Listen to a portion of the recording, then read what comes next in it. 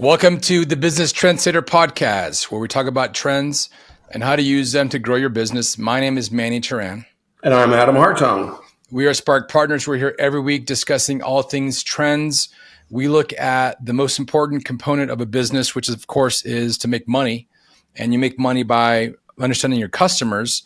And of course, customers together are what we look at a lot is, of course, trends.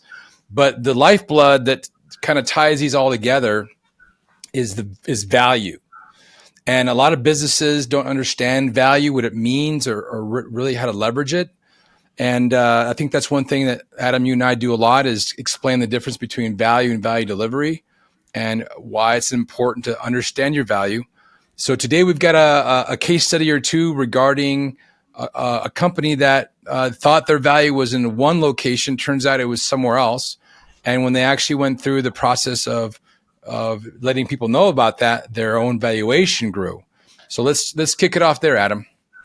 Yeah, and I want to be real clear. I think that there's two terms that you and I use a lot, and it's worth going over this again. One is what's your value proposition, and the second is what's your value delivery system. Most of the time when you meet somebody, like, if we're out in the world and we're at a business conference, chamber of commerce, or whatever we're doing, we'll meet somebody and we'll say, what business are you in? And what they'll typically do is they answer that question with what they do. I paint houses, something like that, right? I mean, they just say what they do. And the question that I was asking with is that really the value you deliver your customer, right? What is, do your customers get value from what you do, or they get value from why you do it, right? And frequently, when you start a business, you recognize there's an unmet need. And you say, wow, I really could help people out. So, for example, you might notice that years ago, you might have noticed that in your town, the gas stations all closed at 6 o'clock. And some people might have an issue and they need to get gas at 8:30 or 9 o'clock at night, right? So there was a poorly met need. So somebody comes along and says, well, I'm going to open up a gas station late at night. And then, since I'm open late at night, people that are coming in late at night, they might want something to eat, something to drink, something in coffee machines, candy machines, and that's kind of the direction you go. Instead of being a traditional old-fashioned gas station that had a lube shop and had a repair rack and had a gas pump out front, you're migrating now towards delivering this need, which is I want convenience in the evening, right? And so what happens is they no longer run a gas station. The value proposition they have is we give you convenience in the evening and in the odd hours. And over time it became we just give you a lot of convenience. So you can stop in here and you can get some gasoline and you can get all this other stuff, right? So the value proposition wasn't the value delivery system. The value delivery system gets built to deliver the value. Correct. Now, when we start, we know what we're doing. So like I said, you've got a gas station. We'll open a gas station at 6 o'clock at night, right? And so that's your convenience piece. You're doing that first. But then you get to know your customers. Like I said, you add on these other products that you continue to sell. So now your value proposition is we're giving people convenience. But it's very often the entrepreneur will not even get to that point. They'll still say, I'm running a gas station, not recognizing the difference between the value proposition, what the customers really value, convenience, and the delivery system, which are these gas pumps and the shelves on the inside of the store.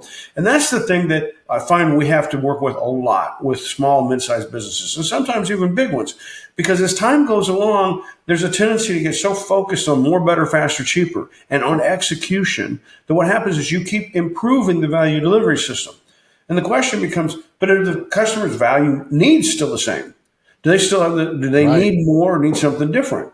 And what you have to do is update your value proposition so that you can actually meet their needs. But if you're stuck in your value delivery system, you'll be sitting there saying, man, people just aren't buying as much from me. And I don't know why. I wish I knew why. I don't know. The competition's eating me up, and I don't know why. And it's because, you're trying to improve your value delivery system instead of understanding customer needs and what your true value proposition is. In that situation where you're at an event and you share somebody what your value is versus your value delivery, what I really like is that if you actually give them the value, first of all, you're going to be one of the rare people that ever do that. But secondarily, and most importantly, you're going to get questions from them. You're going to pique their interest. I'm a sales guy at heart. And so when you actually lead with your value, it might sound weird. So if I own a convenience store and somebody says, what do you do for a living? I say, I give you convenience. And they say, what does that mean? So it keeps the conversation going because look, we go to these events. What do? I'm in real estate. Okay. All right. That's kind of boring. What do you say then? Right. Exactly. And then it sort of ends. So I think if you lead with your value, then eventually the value delivery will come out, but at least you've begun a really meaningful conversation. Yeah, I mean, we deal with a lot of people that are in construction and home building and commercial buildings, and they typically say, "I'm in construction," or they'll say, "I've got a contracting firm and we contract electrical installations or we contract plumbing installations." And again, that's what they do. And you would sit there and say, "Well, what's the real value that you give to people?" And they don't. They kind of don't have it. And you start saying, well, "Wait a minute, what do people want?" And if he says, well, the biggest thing we've been doing lately is we've been doing bathroom remodels. And I say, oh, okay, so what's that like? Well, got to go and we do we do measurements, we dial up a plan, then we go pull a permit, and this whole, how long does that take? Oh, it takes about 6-8 weeks, and then we have to get the tradesman to come in. We do the demolition, and then in comes the plumber, in comes the electrician, then back the plumber comes in again, then the drywall guy comes in, the tile guy comes in, then the plumber comes back in again. All this scheduling. You sit there and say, well, wait a minute, is that what the customer wants? And what we saw increasingly, and customers are kind of like, that's a real pain.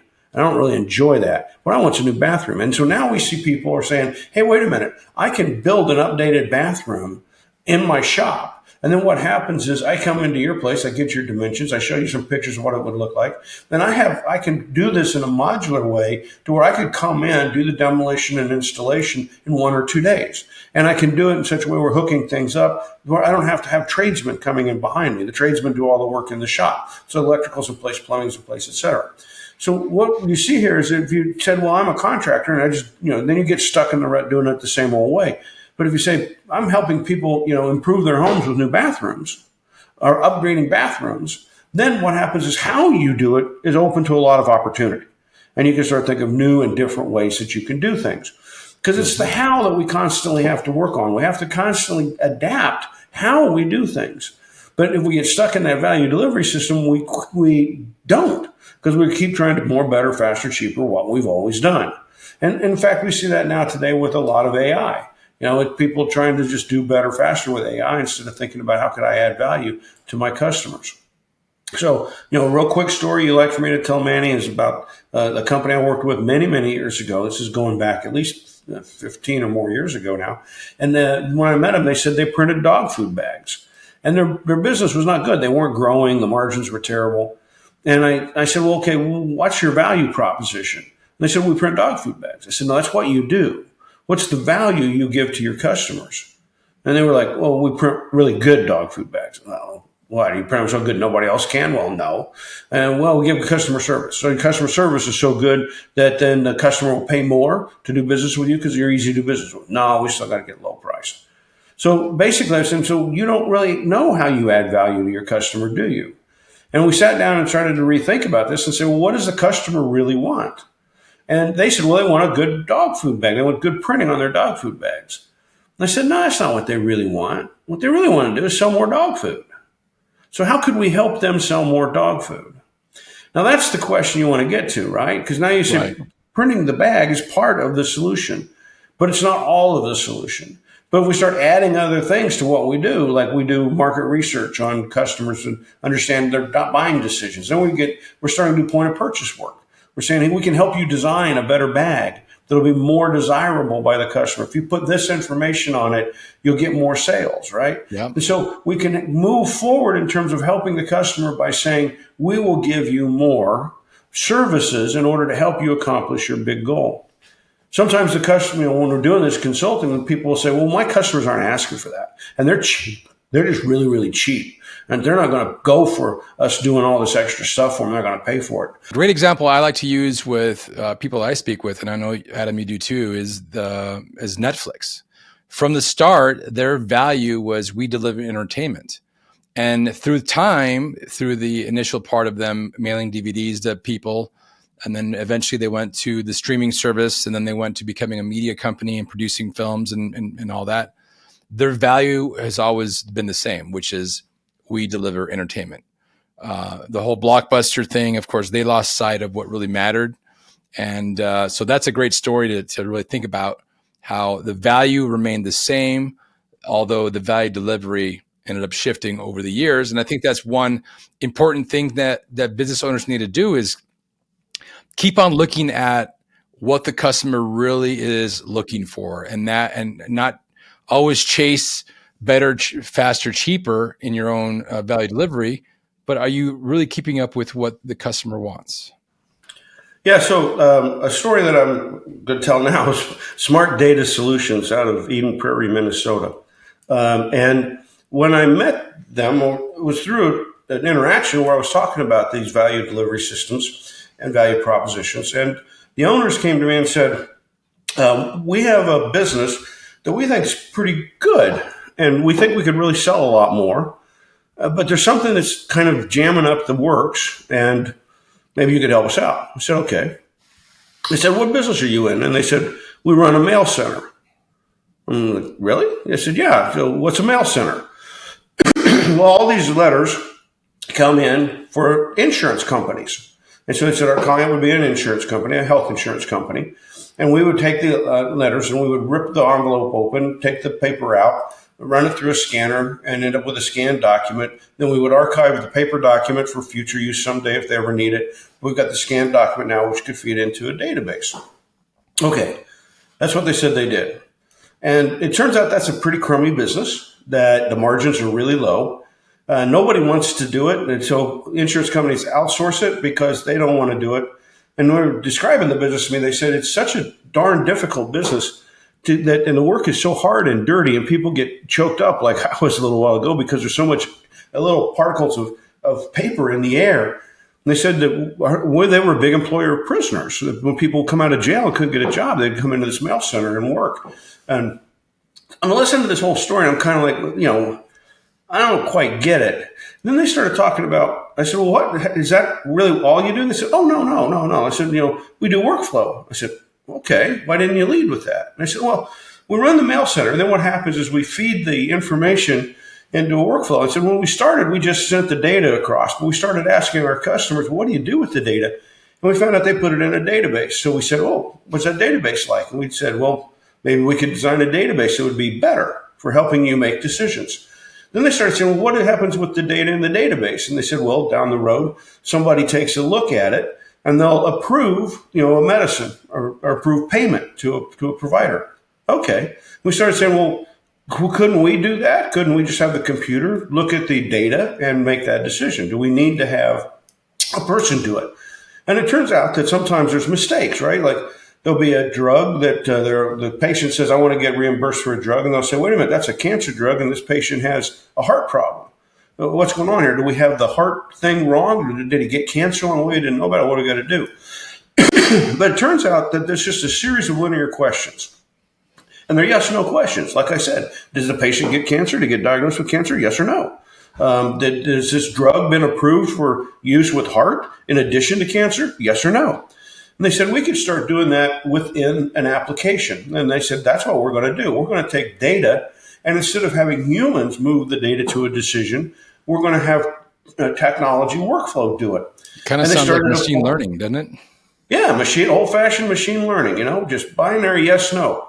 But the reality was, after they had done this for about 8 or 9 years, they had developed a team of 10 people in the company who were actually building these engines, and the engines were quite good. In fact, they could prove it was better than humans. It made fewer mistakes than humans did. And it saved customers a lot of money, because when you make a mistake, if you pay a provider when you shouldn't, you never get the money back, right? If you make mistakes in this healthcare system, it's really quite a bit it's an expensive thing. So you don't want to make a mistake. And theirs was better. And so it didn't make mistakes. It led to better conclusions, even if you didn't fire anyone. Even though it was more efficient, and even though you could remove people, the reality was just making better decisions alone was good. But the issue was, it was a big decision for a corporation, for an insurance company to go to them. Because now they're saying, okay, we're the largest insurer in Arizona, and, or second largest insurer in Arizona. If we're going to turn this over to your software, we've got to really be sure that it's going to work, right? So the problem they had was when they would meet people and say, yeah, we run the mailroom, it set them on the wrong course for the discussion they wanted to have. Yeah. The discussion they wanted to have was, we can help your insurance, your claims processing get much better outcomes And we reduce the amount of human intervention into that, but we get better outcomes out of it. And we can back that all the way up to we can receive the mail. We can take the paper Right. documents and open them and take it all the way to a decision. And that basically is artificial intelligence. And Yep. the reason I like telling that story is because there's so many people that we meet and they think artificial intelligence isn't for them. And they back off of artificial intelligence. I actually was reading Smart Brief for Entrepreneurs today, a very well distributed newsletter. And it had an article in there saying that small businesses didn't need to use AI, that it was for big companies only at this point. What? Yeah, and they're rewarding entrepreneurs off of it. That sounds absolutely preposterous. I mean, everybody, whether if you work at a company, if you're retired, you should be using AI. Everybody should be Yeah. using AI. But what they picked up on at Smart Brief was that there were some of their readers out there who were reluctant to go down AI. And so they were looking for people to tell them, that's okay, be reluctant. You don't have to go down that road. And what I like to point out here, here was a company that 10 years ago, well, actually, it was more like 15 years ago, they started thinking about this. But it took them some time, but they thought through what's their value proposition. And it was to help people make better decisions. But then they kind of lost the lead, or in the newspaper business, they call bury the lead, and that they kept talking about the mailroom. And the reality was, don't talk about the mailroom. I mean, the very end of it, you say, by the way, we'll take over your mailroom and that'll save you money too. But don't start with the mailroom. Start with what the customer wants, which is better decision making. And it was better decision making through artificial intelligence. And that's now the company, Smart Data Solutions, has grown. They've picked up a lot of new insurers. They've done very well for the company. They've done so successful that one of the founders decided to take an exit from the company, and it was successful enough he could sell his piece, and he could make a successful exit from the company. And all that comes from understanding the real value the customers have. And they thought at first it was opening envelopes, but the more they studied the customer, the more they realized that was just one step, and they kept following the steps. What do we do with the data? Where does it go? What's the database? What do people do with the data?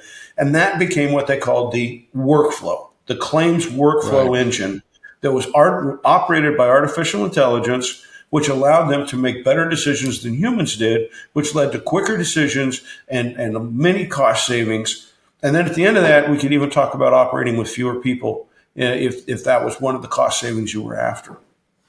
Yeah, I think all companies need to look at their value, understand their value, and of course, understand their value delivery. I mean, that's part of more on the operational side, but certainly understand their value, and then re-engage with that conversation from time to time. I think a lot of companies they fire and forget. They just say this is what we're known for, and this is all we're going to do, and then the market shifts, and they're left in the dust. And there's so many examples of that. It's not even worth talking about. I mean, there's a saying about don't be the last company that's selling buggy whips, right? Don't be the company that says no, we've been doing this for so long, we're not going to change what we do, because ultimately you will be the last company that does that, and then you will have no place to go. Well, the last podcast, we talked about what are the skills you need to be in artificial intelligence. And our listeners might remember that it wasn't technology skills. Those are not top the list. They were down in the implementation area. And after you did a whole lot of thinking about how AI could help you. And that's where the Smart Data Solutions, I think, is a great example. This was a company that didn't set out to be an artificial intelligence company. They set out to be help people in the insurance industry with claims. And once we kind of worked through this, they were able to see that not only could they help people in the healthcare industry, but the engine itself could be modified and adapted, and it could be used for other kinds of claims like property casualty. They had the opportunity, they could go into that business if they wanted to invest the money to go there. And they could even go into helping the government with Medicare claims, right? Because there's nothing stopping them from doing Medicare claims processing better than the government employees that did it. But the whole key here is for our listeners to sit down and say, wait a minute, get to know your customer so you know what their needs are. And then when you know their needs, that's your value proposition. And then start looking for how you can meet those needs with new technology. And the exciting thing about artificial intelligence is that it lets us do things we couldn't do before. You know, back when I was 25 years old, if somebody said I'd build a model to be able to make decisions about data, the technology we had didn't lend itself for that kind of analysis, right? You could produce data, we could produce spreadsheets, we could produce charts, we could produce documents, but the engines didn't really exist to do this sort of evaluation and comparison. That's where AI is today. It lets you do a lot of evaluations, data analytics, and comparisons to figure out, what should you do next, right? So I had a little experiment the other day. I've been collecting the data on my blood pressure for about 6 weeks, and I took the data and I fed it into a model to try to see what could I learn about my own blood pressure. Because at first it was a lot of random data and it didn't mean anything to me at all, and I couldn't figure out what to do with it. But by using an analytic engine and AI, I was able to come down to see, well, what was the most common blood pressure that I had. So it took out the variabilities, then started to put them towards the ends of the distribution curve, looked at time of day, looked at a couple of other factors in the data. Then it's kind of got me interested. And now it's become a game for me. How well can I start to understand what my blood pressure is like? But that's just me as a person using artificial intelligence. Now think about what that does in your company when you have people working on a common problem, and it's a recurring common problem with your customers. Now you start saying, how could we attack that recurring common problem with some kind of a model that could do those analytics and make decisions? Very well said, Adam. I think there's a lot to be learned. And I think curiosity and realizing that, maybe AI isn't the answer to everything, but it could help you arrive at that answer, being that it's a tool that is readily available. And every single day, there's new apps and new foundational tools that you can use for advancing your own personal interest forward, like in your case with the blood pressure, or your own business interest forward. Yeah. I mean, just think about what are your most common costs. Do you have an alternative to those, right? Can you get at doing something different? I read an article just recently about a company that was struggling with building the solar farms because they didn't have enough people. So they have all these solar panels. Well, they figured out how to basically took a pickup. They modified the pickup truck in such a way that they put robotic arms on it, and they put cameras on it, and then they got a little AI engine. And what they do is they can go to the framework for a solar field. They can drive through the solar field. The arms will pick up the panel and set it down, and then the cameras will position it in exactly the right place where that solar panel needs to be on that rack, and it moves down the row. So here the common problem we hear from businesses all the time: I don't have enough people. I can't hire good people. There's a struggle. The demographics are working against me. There are not enough young people out there. Can't get people trained. Can't get them to stay on the job. These guys went out and said, hey, could we figure out how to take a pickup and make a robot that could put the solar panels in place for these small solar fields we want to put in? That's what you have to do. That's the goal. That's the strength of AI. And the tools that we have available to us today is look for those needs. And when they're poorly met, if you can solve an unmet need, you'll make money. Very well said, Adam. This has been a great discussion about understanding value.